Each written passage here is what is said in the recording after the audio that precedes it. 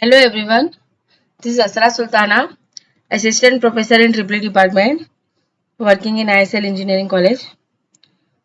I hope the health of all the students and their family members is good. So, students, let us start our class, that is Electrical Machine 1 for Triple E second year students. Last class I have discussed about the various armature windings. So, under that we have seen in detail about lap winding. We have done one numerical also based on lap winding. Today's class I am going to tell about wave winding. Okay, first we will do the quick revision of what we have seen in the previous class. Basically, armature winding of a DC machine is wound by one of the two methods, lap winding or wave winding. Difference between these two is merely due to the end connections and commutator connections of the conductor. To know how armature winding is done, it is essential to know the following terminologies. Conductor. Each individual length of the wire lying within the magnetic field is called as conductor. It may be made up of one or two or more parallel strands. Symbol Z will be used for the total number of conductors in the armature winding. Turn. When the two conductors lying in a magnetic field are connected in series so that EMF induced in them help each other, or the resultant EMF becomes double of that due to one conductor, then it is known as turn. Third is coil. When one or more turns are connected in series and the two ends of it are connected to adjacent commutator segments, then it is called as a coil. So there will be a single turn coil, multi-turn coil respectively. Multi-turn coils are used when total number of armature conductors is excessive and it is not feasible to use single turn coils because it will require large number of commutator segments, and if used with will not give sparkless commutation, and it will not be economical due to use of more copper in end connections. Symbol C will be used for the total number of coils in the armature winding. Fourth is coil side. Each coil, single turn or multi-turn, has two sides called as coil sides embedded in two different slots nearly in a pole pitch apart. Fifth is coil group. Coil group may have one or more single coils. Sixth is winding. Number of coils arranged in coil groups is called as winding. Inductor. One of the wires making up the coil side is called as inductor and a voltage is induced in the inductor. Eighth, front end connector. A wire that will connect the end of a coil to a commutator segment, it is called as front end connector. This wire will be located at that part of the coil that is nearest to the commutator. These are the single turn coil. First one is single turn coil, three turn coil, progressive lap winding, retrogressive lap winding, wave winding. These are this is the active length of the conductor, commutator, back connections. YB is the back pitch, YF front pitch, resultant pitch, commutator pitch. Okay. Back end connector. A wire that will connect an inductor on one side of the coil to an inductor on the other side of the coil is called as back end connector. Pole pitch. It is defined as the number of conductors per pole. If there are 54 conductors per 6 poles, then pole pitch will be equal to 54 by 6, that is 9 conductors per pole. Front pitch. It is defined as the distance in terms of number of armature conductors between the second conductor of one coil and the first conductor of the next coil, which are connected to the same commutator segment on the front or commutator end. It is represented by YF. Back pitch. Back pitch is defined as the distance in terms of number of armature conductors between the last and the first conductors of the coil. It is also called as coil spanner or coil spread. It is represented by YB. Resultant pitch. It is defined as the distance in terms of number of conductors between the start of one coil and the start of the next coil to which it is connected. It is denoted as YR. Commutator pitch. It is defined as the distance measured in terms of commutator segments between the segments to which the two ends of a coil are connected. It is represented by YC. Coil span or coil pitch. When the coil span of the winding is equal to the pole pitch, coils are called as full pitch coils. Full pitch coils will have the advantage of giving maximum EMF induced in the coils. Since coil number 1 has span less than pole pitch, during the revolution of armature, there will be an instant during which both sides of such coils will be under the influence of one and the same pole. So EMF induced in these two sides of the coil will be in opposition. Degree of re-entrantcy of an armature winding. A winding is said to be single re-entrant if on tracing through it once, all armature conductors are included on returning to the starting point. A winding is said to be double re-entrant if only half the conductors are included in tracing the winding once, and so on. Types of armature windings. Armature windings are always of the non-salient pole type, and usually they are symmetrically distributed in slots around the complete circumference of the armature. Armature windings, according to the degree of closure produced by the winding, are of two types: open coil winding and closed coil winding. Open coil winding is that winding which does not close on itself. That is, a closed circuit will not be formed until some external connection is made to a source or load. Open coil winding is never employed in DC machines, but it is usually employed in AC machines. Closed coil winding is that winding which will closes on itself. In such a winding, if one starts tracing through it, one will come back to the starting point without passing through any external connection. DC machines employ only closed coil windings in order to provide for the commutation of the coils. Though closed type winding can be used in AC machines also, but usually open coil winding are used. Continuous or closed armature windings are of two types: Grammy ring winding and drum winding.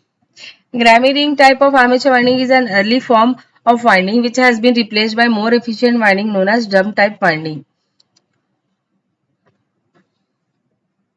Drum winding. In this type of winding, conductors are housed in slots over the armature surface and connected to one another by front and back connectors or coil ends. Drum type winding has the following two principal advantages. First one, all armature copper except end connections is active, that is, it will cut flux and therefore it is active in generating EMF. Second one, coils can be preformed and insulated before placing on the armature, hence cost will be reduced. This is a drum winding which may be either single layer or double layer winding. Single layer winding, in which one conductor or one coil side is placed in each armature slot, will be rarely used. Two layer winding, in which there are two conductors or coil sides per slots arranged in two layers, is usually used for economic reasons. The two layer winding permits the use of coils preformed and insulated before being placed on the armature. So this is the numbering scheme for two layer winding. This is top layer, bottom layer, top coil side, bottom coil side. So top coil side and bottom coil sides, 1, 3, 5, 2, 4, 6 layers. Lap winding. Single turn lap winding is shown in the figure. In lap winding, finish end of one coil is connected to a commutator segment and to the start end of the adjacent coil situated under the same pole, and similarly all coils are connected. This winding is known as lap winding because sides of successive coils overlap each other. Lap winding may be further classified as simplex or multiplex. Simplex is nothing but single layer. Multiplex is double or triple winding layer. In the simplex lap winding, there are as many parallel paths or circuits through the winding as there are field poles on the machine. Double and triple windings will be used on armature designed for supply of large currents at low voltage.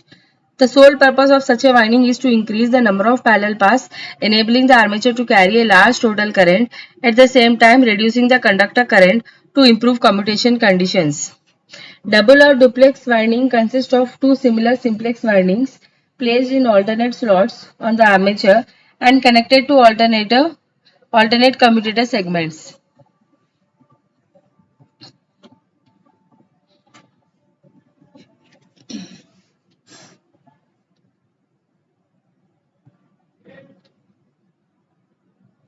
Each winding carry half the armature current. Likewise, a triple or triplex winding has three similar windings occupying every third slot and connected to every third commutator segment.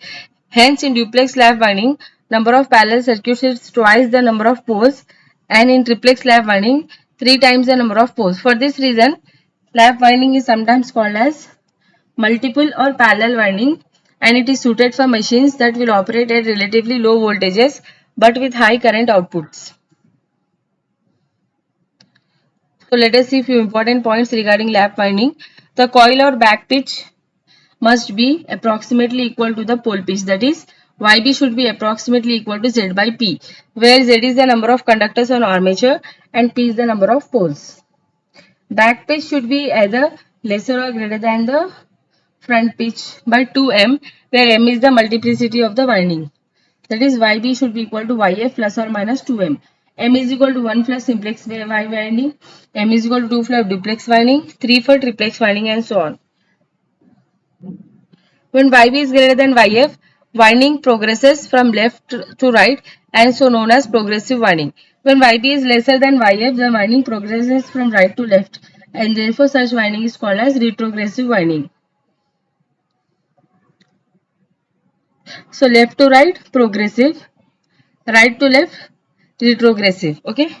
Back pitch and front pitch must be odd. Average pitch is given as YB plus YF by 2 and should be equal to pole pitch, that is Z by P.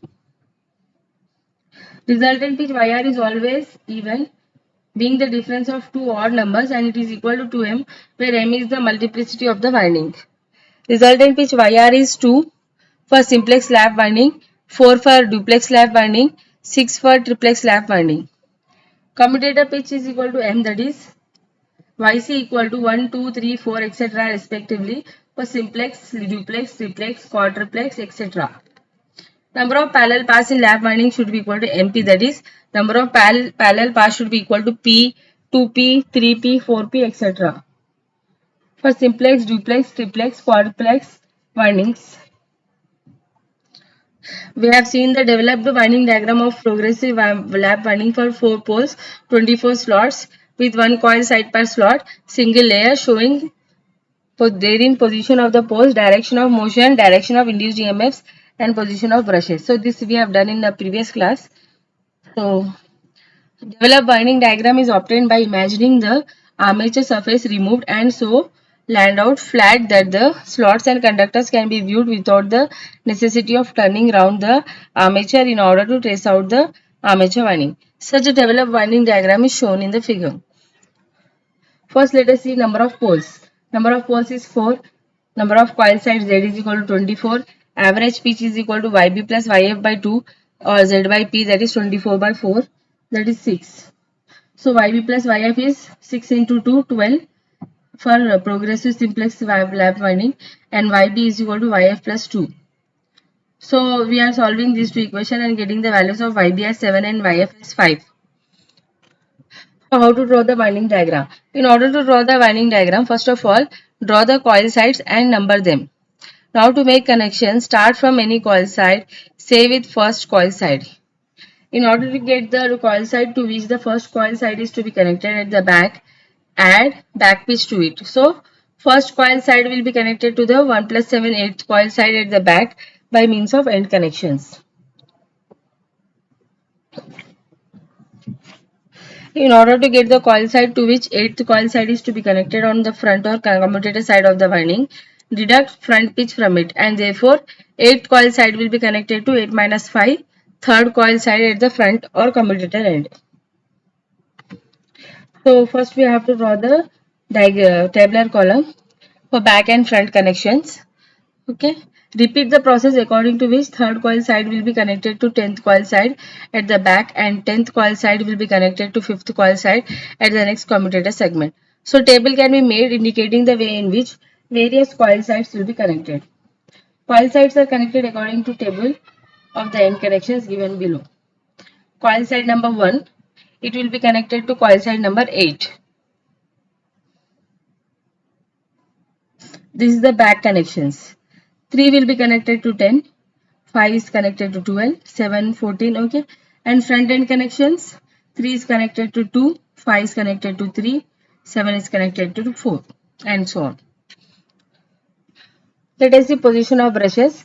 Brush positions can be located by determining the direction of currents flowing in the various coil sides. Assuming position of poles as shown in the developed winding diagram and the motion of coil sides from right to left, direction of induced EMF in the coil sides under the influence of north pole will be downwards and in coil sides under the influence of south pole will be upwards.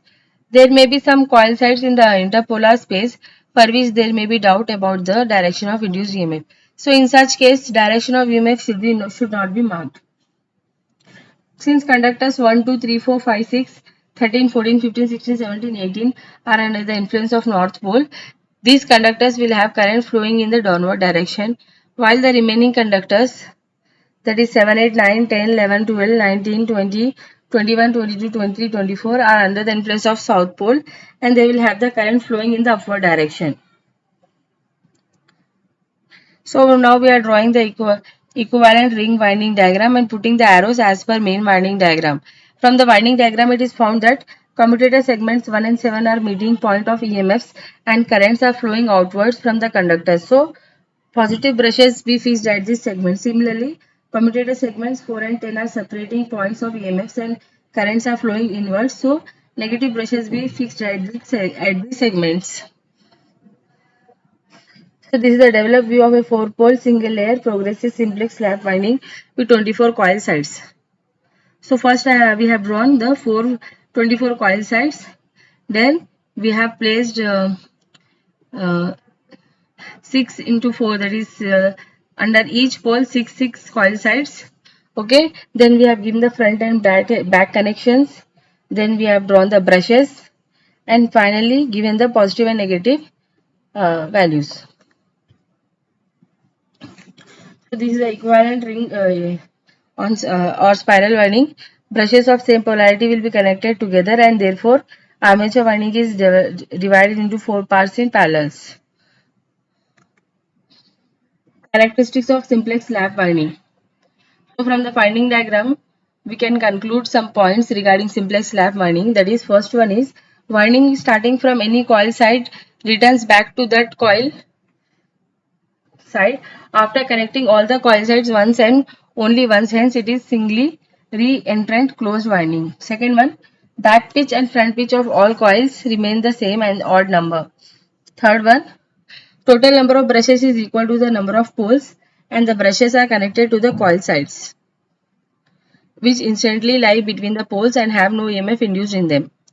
Fourth one, there are as many parallel paths in the armature as the number of poles. Fifth point, EMF between positive and negative brushes is equal to the EMF generated in any of the parallel paths. If Z is the total number of armature coil sides and P is the number of poles, then armature coil sides connected in series in each path is Z by P. So this is the current diagram showing current distribution in parallel paths. So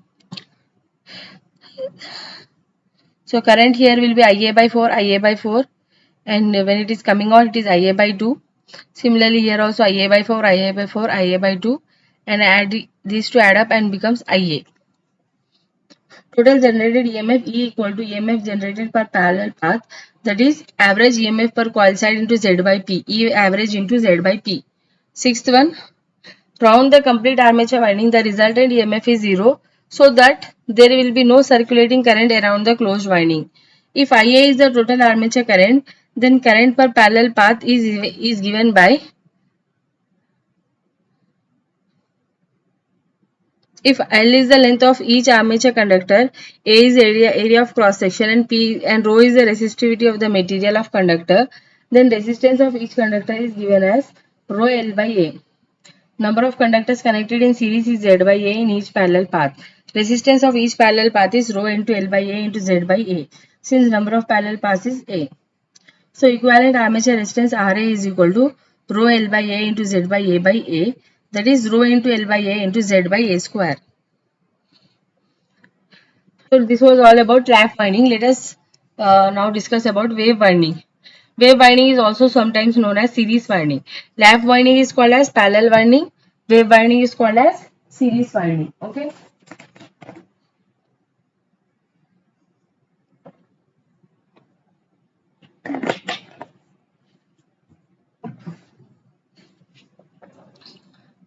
In lap winding, a coil side under one pole is connected directly to a coil side which occupies a nearly corresponding position under the next pole by means of back connections.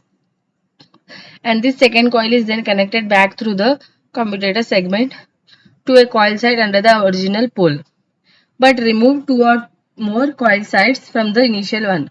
But in a wave winding, coil side is not connected back but progresses forward to another coil side.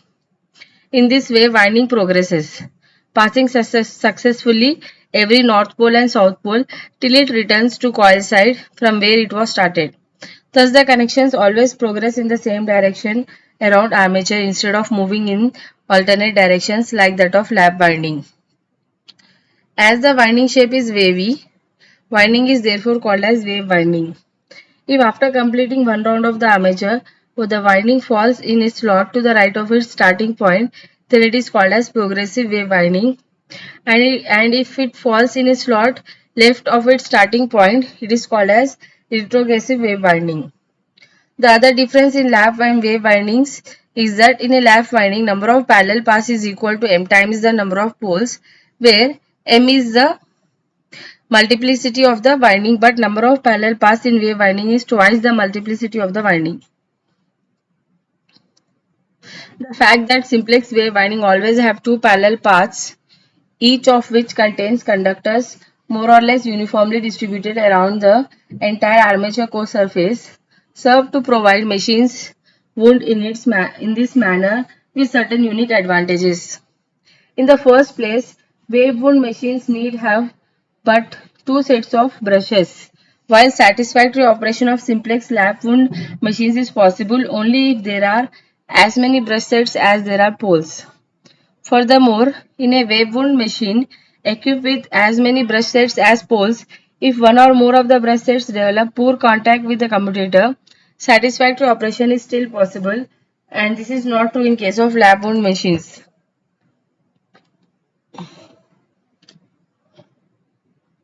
Second advantage of wave wound machines is that sparkless commutation is more likely to occur than in those wound with lap windings. The reason for this is that each of the two parallel paths contain conductors distributed completely around the entire circumference, wherein lap wound armatures, each of the parallel paths contains conductors lying under two poles only. If the fluxes produced by all the poles are not exactly the same, voltages generated in both of the paths of the wavewood armature are still exactly equal because the two paths are affected similarly, whereas this is not true in case of lap wound armatures, and so it will require equalizer connections to give sparkless commutation. Since wave winding is always two parallel paths irrespective of number of poles, therefore for a given number of poles and armature conductors, it gives more EMF than the lap winding. Hence, it is used for high voltage and low current machines.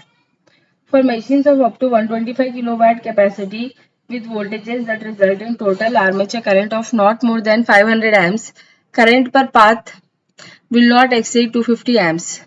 This value represents a sort of practical upper limit above which serious computation difficulties will appear.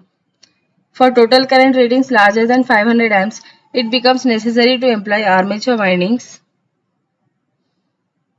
Important points regarding wave winding. In simplex wave winding, both the pitches, that is back pitch and front pitch, must be odd numbers. Second point, back and front pitches must be nearly equal to the pole pitch and may be equal or differ by 2, in which case they will be one or more or one less than average pitch. Third is commutator pitch YC equal to average pitch Y average. Y average is given as YB plus YF by 2, that is equal to Z plus or minus 2 by P, where Z is the number of conductors or coil sides and P is the number of poles.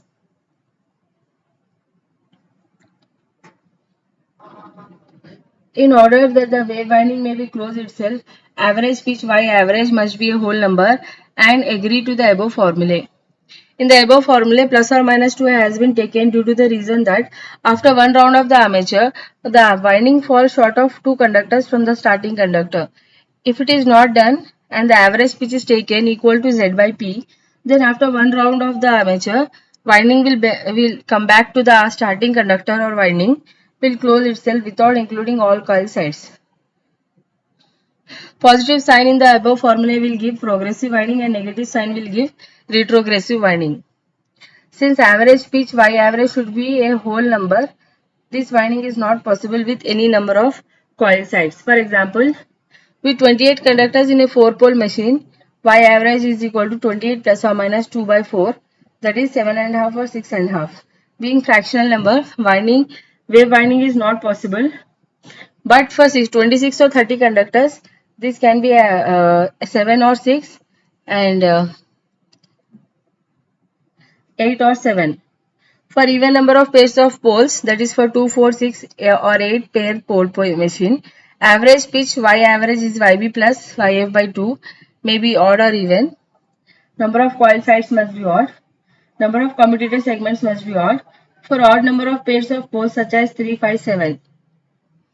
The number of coil sides may be even or odd. A number of commutator segments may be even or odd.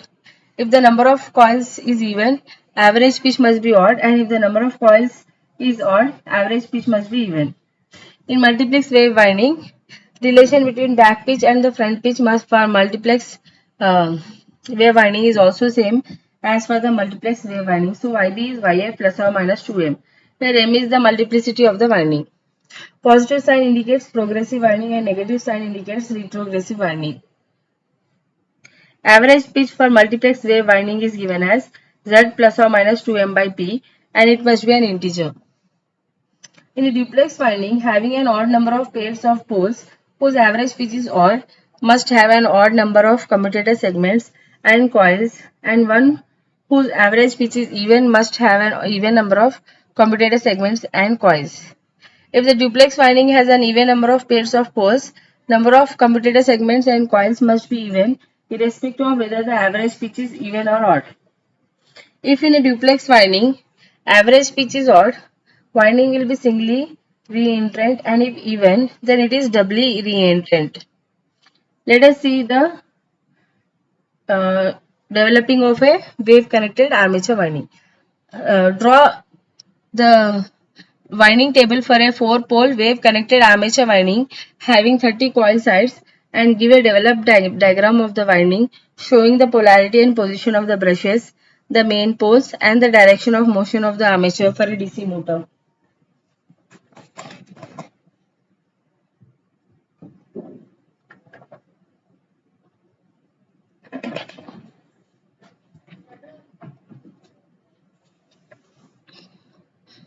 Let us see the solution.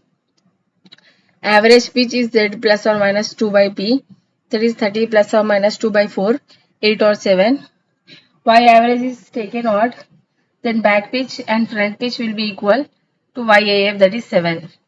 First coil side is connected to 8th coil side at the back, which is connected to 15th coil side through commutator segment number 7 at the front. 15th coil side is connected to 22nd coil side at the back, and 22nd coil side is connected to 29th coil side through commutator segment number 14 at the front, and winding diagram will be completed with the help of winding table as shown in the figure. See here, these are the front and back and front end connections. Coil side number 1 is connected to coil side number 8, 15 is connected to 12, 22, 29 is connected to 6. So these are the back end connections. Then front end connections, 15 is connected to 7, 29, 14, 13 to 6, 27 to 13. To determine the brush position ring winding, on inserting the direction of EMFs according to the actual winding, it is clear that winding divides itself into two halves between M and P and N and R. So point N is the separating point of the EMFs and it corresponds to positive brush. As it is at the back of the winding and not at the commutator end, so positive brushes may be fixed at points P and Q on the ring winding or on the junctions of coil sides number 24 and 1, 8 and 15. Point M is the meeting point of the EMFs and therefore it corresponds to negative brush. As it is at the back of the winding and not at commutator end, so the negative brushes may be fixed at points R and S on the ring winding or on junctions of coil sites 16 and 23 and of coil sites 30 and 7. Since conductors 24, 1, 8, 15, 16, 23, 37 fall in between the poles, so these conductors have got no induced EMF and brushes may be fixed at their corresponding respective junction points. So here we have to make a point, note a point that in generator positive and negative brushes should be fixed at meeting point and separating points respectively, but in motor it is vice versa. So this is a developed view of a 4-pole double layer simplex wave winding with 30 coil sites. Okay, so here we can see here 30 coil sites we have first drawn. Then we have given the front and back connections. Okay, so here 25 is connected to 2, then 2 is connected to 10. Then 10 is connected to 17 and 17 is connected to 24, like that. Okay, so front and back end connections we are giving. Then we are connecting the brushes and positive and negative supply. So this is the equivalent ring or spiral winding diagram for wave winding. Let us see the characteristics of simplex wave winding. So from the above winding diagram, following facts can be derived for simplex wave winding. First one, only 2 brushes are necessary, but parallel brushes may be added to make the number equal to number of poles.